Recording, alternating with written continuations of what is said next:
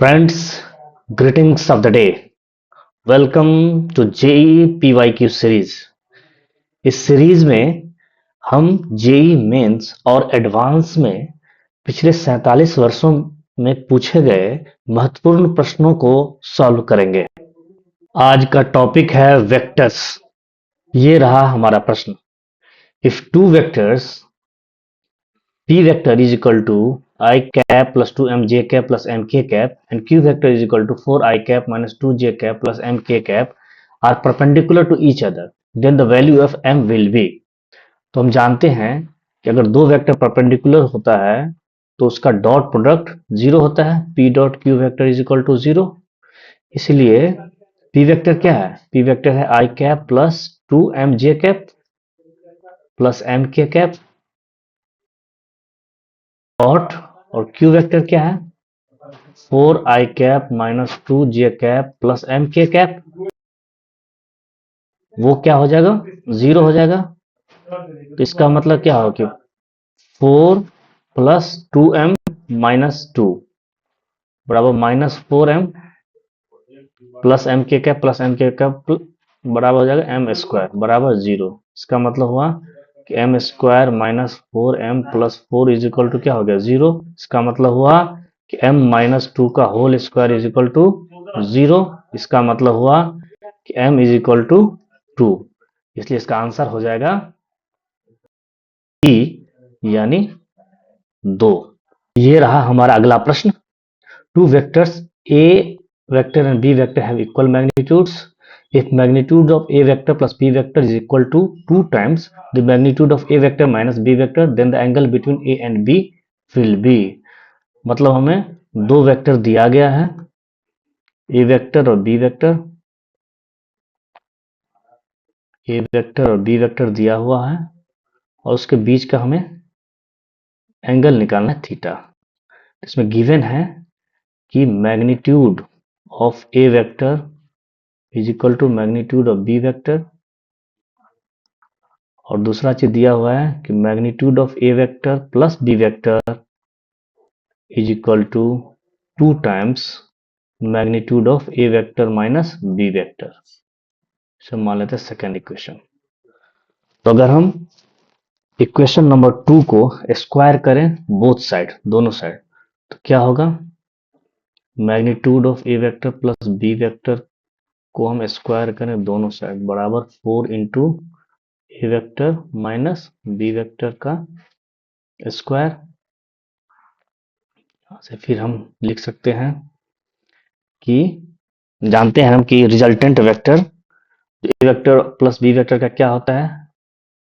Magnitude of A vector का square plus magnitude of B vector का square plus 2ab cos theta, वो equal हो जाएगा 4 times magnitude of A vector minus B vector का क्या होता है? ए वेक्टर का square plus magnitude of B vector का square minus 2 magnitude of A into magnitude of B vector into cos theta. अगर इसको हम और सॉल्व करेंगे, 2ab है और माइनस मतलब 4 इंटू माइनस 2 है तो 8ab, 8 magnitude of A B cos theta plus 2 into magnitude of A vector into B vector cos theta. ये बराबर हो जाएगा, यहाँ 4 4 आएगा, यहाँ 4 आएगा, यहाँ एक एक आएगा, तो 3 इंटू मैग्नीट्यूड ऑफ ए का square plus magnitude of B का स्क्वायर। और इसमें हमें ये भी दिया हुआ है। अब इसके बाद हम यहाँ सॉल्व करेंगे। इसके बाद हमें ये भी दिया हुआ है कि ए वेक्टर और बी वेक्टर का मैग्नीट्यूड सेम है। इसका मतलब क्या होगा? 8 प्लस 2 10 और ए इंटू बी, बी भी ए वेक्टर है तो बराबर, इसका मतलब 10 magnitude of A square cos theta is equal to क्या हो जाएगा? 3, और ए और बी बराबर है तो ए वेक्टर का स्क्वायर प्लस ए वेक्टर का स्क्वायर बराबर क्या हो? 2 into 3 6 6 magnitude of A vector का स्क्वायर। इसका मतलब क्या है, कॉस थीटा क्या हो जाएगा, कॉस थीटा बराबर हो जाएगा 6/10, क्योंकि ये ए स्क्वायर और स्क्वायर कट जाएगा, तो यहाँ से क्या आएगा, 2 तिया और 2 पंचे। इसका मतलब थीटा क्या हो जाएगा, थीटा हो जाएगा कॉस इनवर्स 3/5, कॉस इनवर्स 3/5। इसका मतलब हमारा आंसर हो जाएगा सी, कॉस इनवर्स 3/5। यहाँ पर हमें एक और बात का ध्यान देना चाहिए कि magnitude of A vector plus B vector जो होता है वो होता है square root of magnitude of A vector का square plus magnitude of B vector का square plus 2 into magnitude of A vector into magnitude of B vector into cos theta. क्योंकि यहाँ पे स्क्वायर है इसलिए हमने यहाँ पे स्क्वायर रूट हटा दिया है। ये रहा अगला प्रश्न, what will be the projection of vector A is equal to I cap plus J cap plus K cap on vector B is equal to I cap plus J cap. तो जैसा कि हम जानते हैं कि अगर दो वेक्टर है ए वेक्टर और बी वेक्टर, ए वेक्टर और बी वेक्टर है, मान लिया उसके बीच में एंगल थीटा भी है, जो प्रोजेक्शन होगा ए वेक्टर ऑन बी वेक्टर, तो उसके लिए क्या है कि हम क्या करते हैं, ए वेक्टर का परपेंडिकुलर हम ड्रॉ करते हैं बी वेक्टर पे, और ये जो लेंथ है, ये जो लेंथ है इसी को हम प्रोजेक्टेड लेंथ कहते हैं, और जो कि होता है magnitude of A vector into cos theta, और जिसका डायरेक्शन होगा बी कैप।